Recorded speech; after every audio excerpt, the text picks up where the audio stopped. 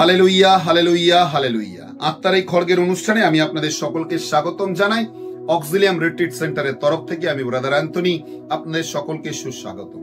প্রভু আপনাদেরকে আশীর্বাদ করুক। প্রভু বলছেন, জন লিখিত সুসমাচার অধ্যায় 1 পদ সংখ্যা 14-তে লেখা রয়েছে, এবং বাণী হলেন মাংস ও আমাদের মাঝে তাবু খাটালেন, আর আমরা তার গৌরব প্রত্যক্ষ করলাম, এবং গৌরব যা ঈশ্বরের সেই একমাত্র পুত্রেরই সমুচিত গৌরব, যিনি অনুগ্রহ ও সত্যে পরিপূর্ণ। এক মহান ঈশ্বর যিনি সত্য এবং অনুগ্রহতে পরিপূর্ণ, সেই মহান ঈশ্বর আপনাকে এবং আমাকে আহ্বান করেছেন।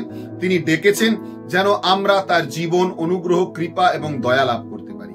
প্রিয়জনেরা, আমরা ঈশ্বরের অনুগ্রহ তখনই পেতে পারি যখন আমরা তার চরণতলে ফেরত আসার জন্য নিজেদেরকে যোগ্য করে তুলি।